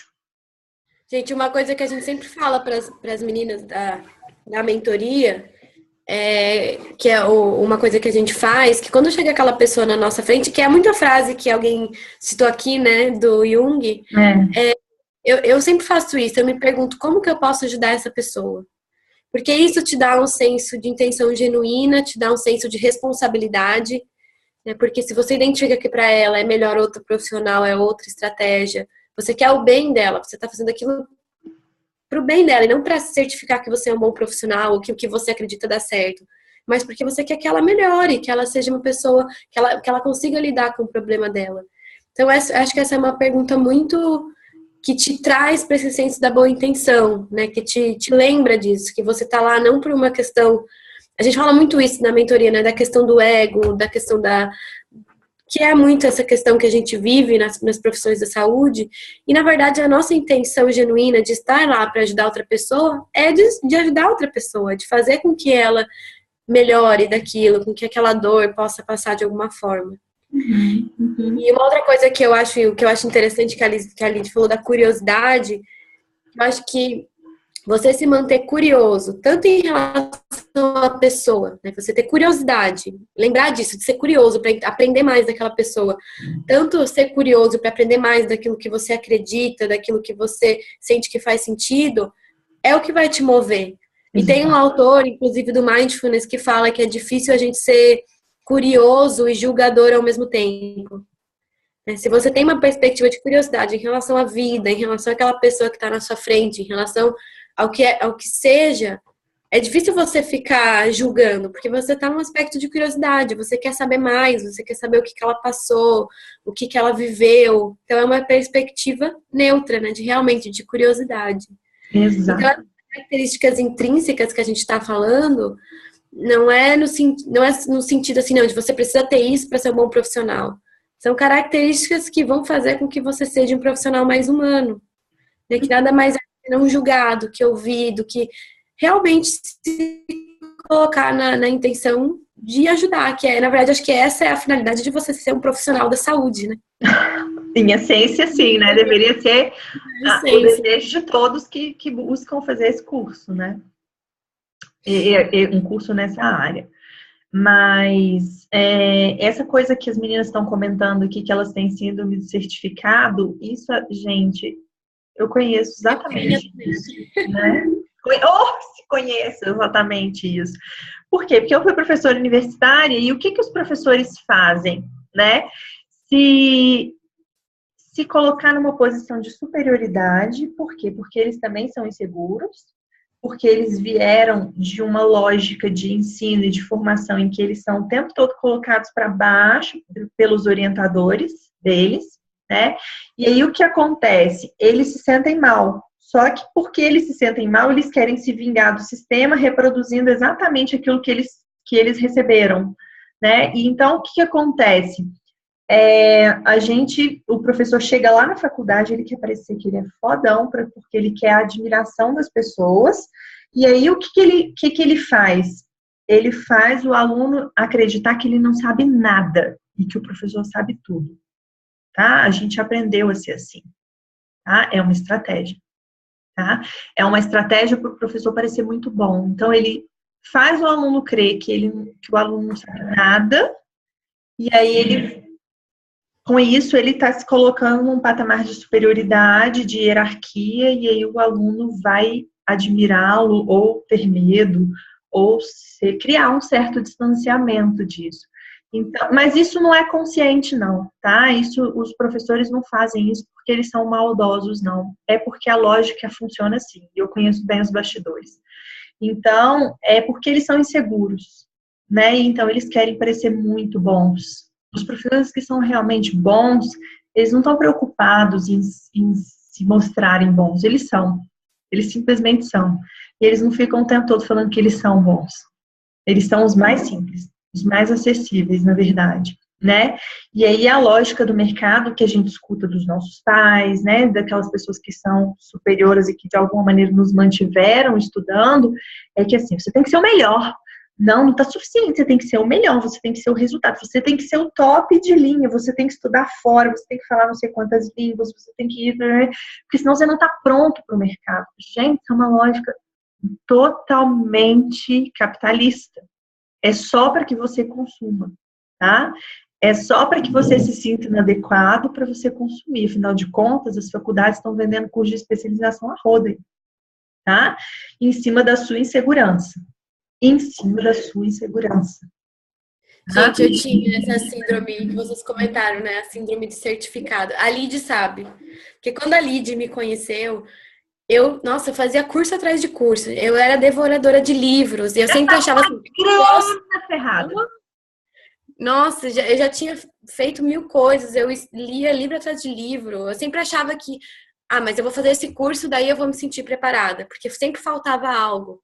Já tinha feito estágio, até fora do país, eu fiz estágio em instituição de transtorno alimentar, fazia palestra, conseguia falar muito bem daquilo, mas quando chegava na hora do consultório, eu sentia que eu não ia conseguir, que faltava, que eu precisava aprender um pouco mais de psicologia, não, mas agora eu preciso aprender um pouco mais sobre tal tema, agora eu preciso estudar. Eu falo assim pra ela, tá bom, Nath, que horas você vai começar a atender? Tá bom, Nath, que horas você vai começar a atender? Nath, que hora que o paciente vai chegar para você, né? E aí, minha amiga, você me deve essa, hein? A Lídia, ela foi... Na verdade, acho que eu fui a sua primeira mentorada, né? Foi. A Nath foi a minha primeira mentorada. Foi a cobaia da Lídia, de quando eu fiz a mentoria, que ela começou a falar todas essas coisas que ela tá falando, que eu nunca tinha pensado, porque realmente na faculdade a gente vai aprendendo a ser assim, né? A gente já faz a faculdade já ouvindo que depois a gente tem que fazer pós, que a gente não pode parar de estudar, que a gente precisa fazer tal curso, porque não vai ser o suficiente. Então você meio que sai com aquela cabeça, né? Achando que vai ser difícil, que você não tá pronta.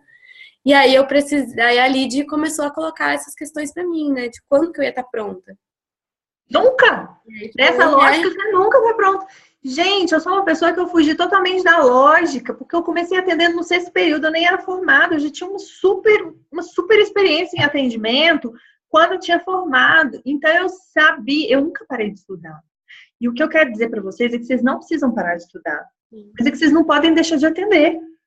Tá? Vocês não podem deixar de atender porque vocês não estão se sentindo prontas. Isso é loucura, isso é absurdo, isso é uma bobagem que alguém colocou na cabeça de vocês e que vocês estão alimentando, né? Porque assim, cara, não precisa você pegar a bosta em nada para você escutar o outro. que você precisa de escutar o outro? Você só precisa do seu ouvido e da sua vontade, da sua intenção, né?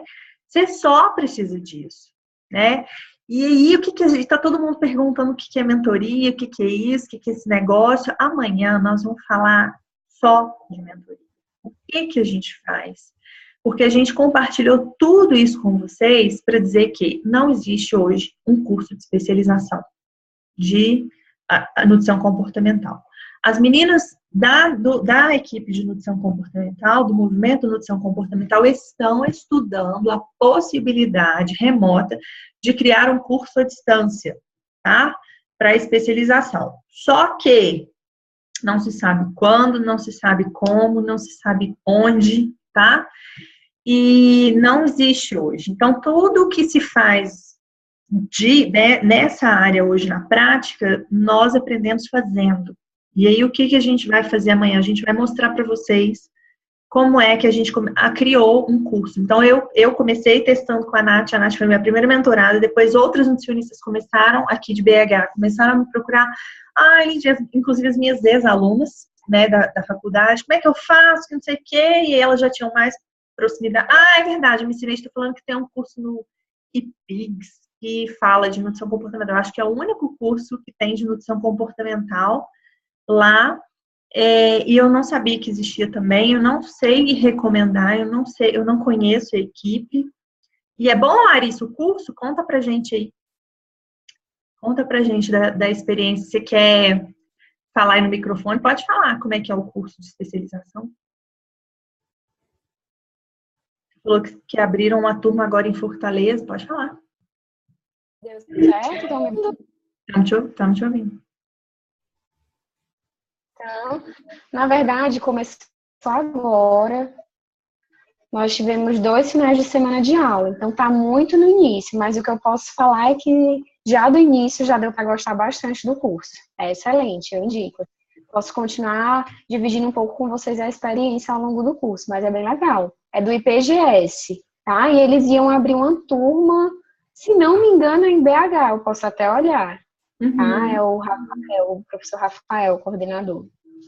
Ok. Ficaremos atentos aí para recomendar as pessoas, porque a gente não tem hoje, eu não tenho uma referência de nenhum curso, né? Os grandes nomes que trabalham com isso aprenderam fora do país, né? As meninas do Nutrição Comportamental foram estudar fora. Eu e Nath também temos um planejamento de fazer um curso com a Evelyn, né? E a formação dela. E todas as formações mais importantes a gente foi buscar fora também. E o resto a gente aprendeu fazendo, estudando, construindo o nosso conhecimento. E o que não é impedimento para que você seja bom, né? Porque nós somos boas, né, Nath? A gente não é ruim não, né? Então, e aí a gente começou a fazer essa turma de mentoria, eu comecei a fazer com a Nath, comecei a fazer com algumas nutricionistas aqui, e o negócio começou a dar certo, elas começaram a desconstruir crenças, começaram a ganhar dinheiro com isso, né, atendendo, e aí a gente abriu a primeira turma de mentoria, e a gente vai apresentar para vocês as nossas mentoradas amanhã, né, a Rafa, ela faz parte da nossa turma, ela tá aqui, e ela é uma querida, né, a Rafa, e aí ela vai contar um pouquinho da experiência para vocês amanhã dela, como é que foi nesses 6 meses de mentoria. E aí, basicamente, a gente, nessa mentoria, a gente ensina o que a gente fez para o negócio dar certo. Porque vai além de um curso de especialização, a mentoria, tá? A mentoria, ela não é um curso teórico que você aprende a essência de onde veio o negócio e depois se vira nos 30 sozinha, não. A mentoria é o que é a essência da mentoria, né? Eu vou falar isso amanhã, mas vou apresentar. A mentoria é quando uma pessoa já passou por uma experiência e aí ela compartilha essa experiência, as pessoas reconhecem nela uma capacidade, uma potencial mentora, né? E aí a gente ensina o passo a passo do como fazer. Então, essa mentoria, ela vai além do curso de especialização, da teoria, né? E a gente vai trabalha com dicas de empreendedorismo, de planejamento financeiro, de crenças limitantes com dinheiro, como fazer a divulgação do seu trabalho, como atrair clientes, enfim, como fazer tudo na prática. Aquilo que vocês não aprendem em nenhum outro lugar, né? Como colocar o seu trabalho no mundo, basicamente. E aí, a mentoria, a gente ensina o nosso método passo a passo, teoria, mais essas coisinhas para manter o negócio sustentável, e tem um plus de supervisão de casos. Aí a gente discute casos de pacientes, de condutas nutricionais, de como fazer, utilizando essa abordagem, e aí as meninas já têm um monte de pacientes, né, Rafa? Rafa já tem nossa, entendeu? Foi muita gente, né, Rafa? Quantas pessoas você atendeu depois que você entrou para a mentoria? Você não tinha atendido ninguém, né? Nunca. Com essa abordagem. Conta aí, fala aí no microfone. Cadê a Rafa? Então, ela nunca tinha atendido ninguém com essa abordagem. No primeiro mês, ela atendeu, surgiram 9 pacientes. Ela atendeu 9, e isso ela trabalha concursada, né? Na alimentação escolar. Não, você não precisa mostrar a câmera, só o áudio. Você fala aí, conta aí pra gente. Isso. Então, eu trabalho na alimentação escolar, né, na prefeitura, e eu estou já fazendo planejamento de transição de carreira, assim, já consigo ter o que eu falo que é a minha estabilidade emocional, ficando só com os atendimentos. Olha só, então ela vai sair de um concurso público para trabalhar só em consultório, porque ela já se sente segura, que ela já tem paciência, ela já tem um planejamento financeiro e emocional para fazer essa transição, fazer aquilo que ela gosta, né? Olha só que show, muito legal, né? Então amanhã nós vamos falar mais sobre isso, e para fechar o dia de hoje, tem alguma pergunta, alguma questão? Não? Tem o nosso vídeo, né, Lid? Não sei se a gente vai passar hoje. Nós vamos. Pois é, para fechar, eu queria fechar com o vídeo das nossas pacientes, né? A gente fez, né? A gente pediu para que as nossas pacientes que passaram pelo processo mandassem um recadinho para a gente, né? Sobre como é que foi viver a experiência de passar pelo atendimento, né? Com essa abordagem. Só respondendo a última pergunta da Renata. Renata queria saber sobre o curso de coaching.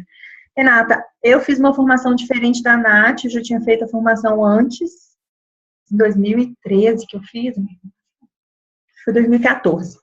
Eu fiz a minha formação em coaching, eu fiz online pela Abra Coaching com o Bruno Giuliani. Eu aprendi muitas coisas, mas assim, eu aprendi muitas coisas sobre coaching também. Eu indicaria até um tempo atrás, hoje eu não indico mais essa formação, tá? A Nath fez Eu fiz no IBC, no Instituto Brasileiro de Coaching. Uhum. Eu gostei bastante, assim. Sempre tem os pontos fortes e os pontos fracos, mas em geral eu recomendaria. Gostei. Achei que foi bastante válido as ferramentas que eu aprendi. Achei que o IBC tem um lado bastante humano. Sim. Falam muito na questão do ser humano, de ouvir, de acolher. Sim. Não sei como são os outros cursos, não tenho, né, um grau de comparação, mas eu gostei. Então, de coaching com nutricionista, eu não sei falar, tá? Eu não sei recomendar, porque eu não conheço, eu não fiz. Eu conheço a Isis Moreira, porque ela fez a mesma formação que eu, mas eu conheço ela, assim, pessoalmente, eu não sei falar do programa de coaching dela. Ela também fez a formação do Bruno Giuliani como eu fiz na mesma época. Mas eu não sei falar do trabalho dela, gente. Sinceramente, eu não tenho segurança para falar porque eu não conheço, tá? Então, eu não falo daquilo que eu não conheço. Teve alguém que perguntou uma outra coisa aqui. Dos protocolos. Do CRN. Gente, o CRN não cobra nenhum protocolo da gente porque o CRN não sabe do que não reconhece a nutrição comportamental, tá? Então, eles não têm muito parâmetro para fazer esse tipo de cobrança e também não fazem nenhum tipo de fiscalização e perseguição porque a gente faz isso. Basicamente, nós somos proibidas de atender pelo Skype. Isso aí é uma resolução que é né? Acontece mesmo e é certa, você, né? Eles têm lá as definições, mas me parece que o código de ética do nutricionista está sendo revisto e vai sair uma atualização aí para falar dessas questões todas. E aguardemos, né? Mas por enquanto não tem nenhum impedimento para se fazer o trabalho e nenhum tipo de cobrança e nenhuma fiscalização, tá? O nosso... A gente não faz, assim, a gente não faz nada de errado também, né? Caso o Não, CRM quisesse fiscalizar os nossos consultórios, ele encontraria todos os registros, claro, as pessoas que passaram com a gente, o que foi trabalhado. exato. Não vai encontrar o Nós registro não de temos peso. um protocolo fechado, mas nós temos lá anotado o registro com a ficha, né, a anamnese Ferramentas que foram de usadas. todos os nossos pacientes. Nós temos esse cuidado, esse registro, tá? É óbvio, né? Porque eu acho que isso é uma obrigação de todo nutricionista que tem um consultório guardar os registros, o prontuário dos seus pacientes. Então, eu tenho lá um arquivo com todas as pastinhas dos meus pacientes e o que passaram, né? Então, é isso que a gente faz, mas cobrar um protocolo fechado, eu não acho que seja obrigatório. Não existe nenhuma resolução no CRN que fala que o nutricionista tem que ter um protocolo pré-fixado, estabelecido, determinado pelo CRN para seguir. Não, sou livre. Inclusive, se eles dizem que é uma atribuição específica do nutricionista, exclusiva do nutricionista prescrever dieta, muito obrigado, passo. Né? Não quero essa atribuição exclusiva. Mas pedir exames, solicitar exames bioquímicos, tudo isso eu faço. Prescrição dentro daquilo que está previsto na resolução, também faço, certo? Então, vamos lá para o vídeo? A Arielle vai perguntar para aplicar assim com clientes que têm rotina agitada, trabalha muito e não tem tempo para comer direito? Claro! Eu fiquei 1 ano acompanhando uma paciente que eu trabalhava 16 horas por dia e que ela aprendeu a se relacionar com comida. Gente, a alimentação consciente intuitiva é o método mais flexível e mais indicado para o espectro mais amplo de pacientes possível, tá? Então, dá para fazer sim, desde que a pessoa esteja disposta. A minha consulta com ela era 7 da manhã, e aí ela trabalhava de 9 até meia-noite, né, na segunda-feira. Então, se ela achar um tempo para ir à sua consulta para se dedicar àquilo que você propõe na consulta, perfeitamente possível, tá? Então, vamos lá para o vídeo, né? Porque se tarde demais, vai ser... Quanto tempo tem o vídeo, Nath? Rapidinho, né? Acho que tem uns 9 minutos. Ok, e aí depois disso... Mas, meninas, não reparem muito, assim, na questão do design, assim, né? Dessa questão de edição. Porque não é assim no Movie Maker, a coisa um pouco mais... Né? Mas dá para pegar a mensagem. Acho que ficou legal, assim. Ah, que beleza. Ó, meu computador tá lentinho. Nath, você tem o seu à mão aí? Fácil pra você compartilhar. Deixa eu ver se tá aberto aqui. Oh, Eu acho que tá. Tá aberto aqui, eu vou compartilhar minha tela. Deixa eu parar a minha aqui, então. Vai você. Onde é que é mesmo? Achei.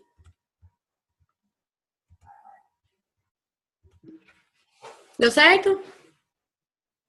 Ele tá aí. Vai, Todos deu. estão vendo o vídeo? Tá. Uhum.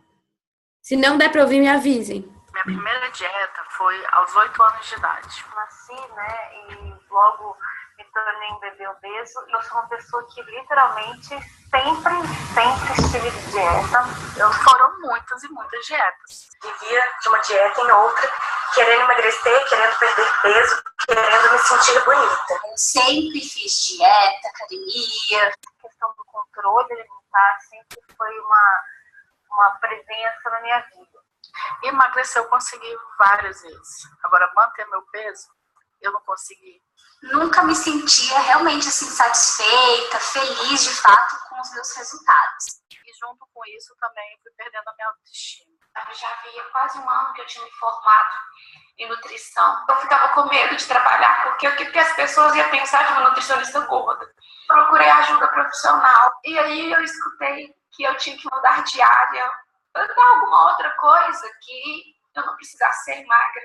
E aí, ano passado, eu conheci esse tema da alimentação consciente intuitiva. Comecei a estudar mais sobre a área, a entender, e foi então que a minha vida transformou. E aí, conversando um pouquinho com você aqui na clínica, eu fui entendendo que tinham outras questões que eu precisava resolver e que sem isso eu não ia conseguir nenhum resultado e nem ficar feliz. Foi quando eu decidi, no final do ano passado, a fazer sessões individuais com ela. Quando a gente iniciou, eu confesso que ela não faz a promessa de emagrecimento, mas sim de que você possa se relacionar melhor com os alimentos, escolher aqueles que te trazem mais contentamento, mais prazer e mais saúde. Assim, na verdade não tem o ruim, né?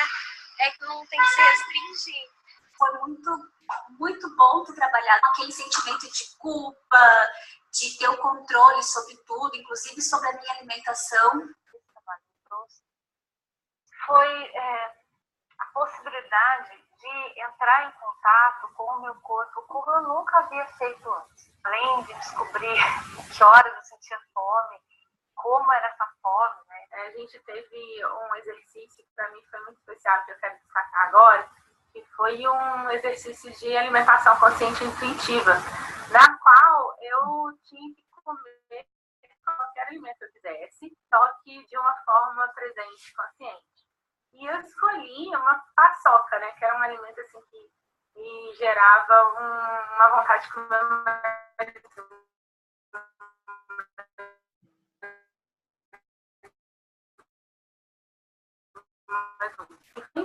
E eu ia um pouco de vocês por outra necessidade. Basicamente eu comia só ou muito ansiosa.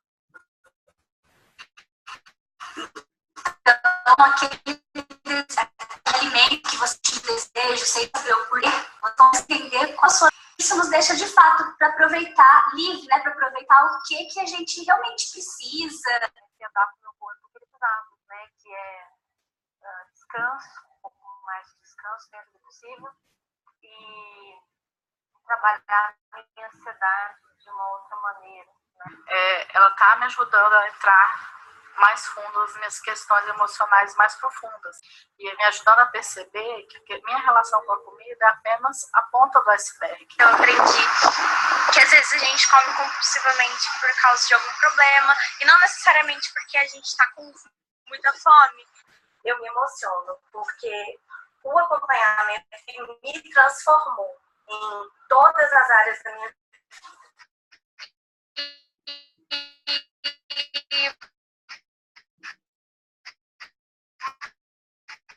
Eu queria agradecer porque me ajudou muito na questão emocional.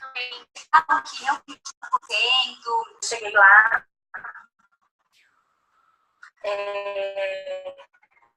conversei com o meu corpo, sem me amar.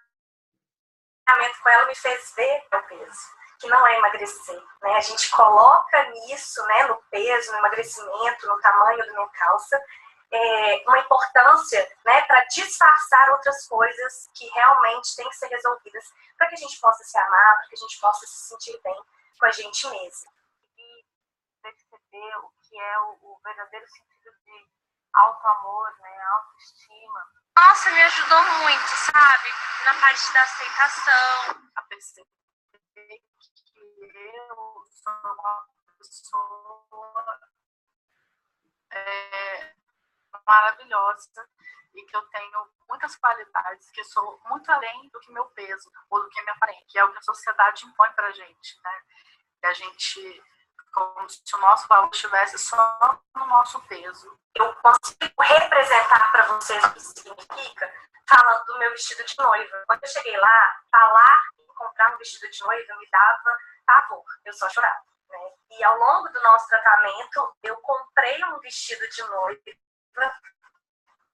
Não só comprei, como me senti bonita. Me bonita, senti valorizada, me senti uma noiva completa. Comecei a me achar mais bonita, com o peso que eu tenho, né? E aceitar o meu corpo como ele é e ser realmente generosa comigo mesmo. Eu comecei a enxergar a Aline que eu era verdade, né? A Aline que poderia ser uma profissional de sucesso, cheia de qualidade, que eu sou, cheia de amigos, cheia de amor. Obrigada por me ajudar a lembrar quem eu realmente sou e o que eu realmente acho importante.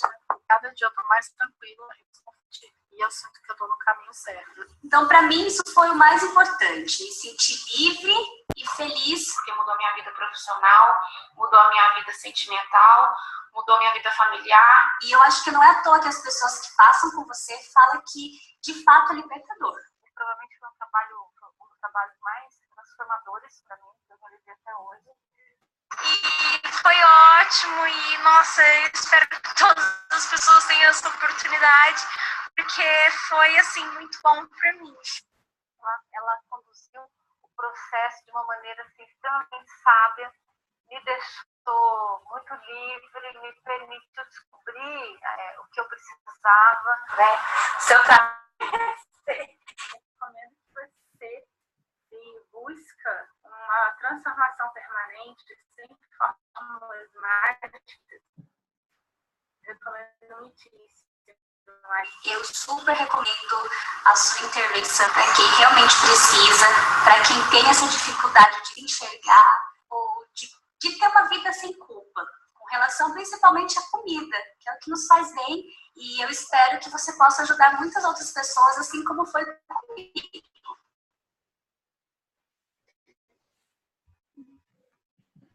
Ai, não é lindo? Então, gente, era mais ou menos isso. A gente fez um compilado de alguns depoimentos que a gente recebeu nesses últimos meses. Agora que eu tô vendo o chat, compartilhando a tela, eu não consegui ver.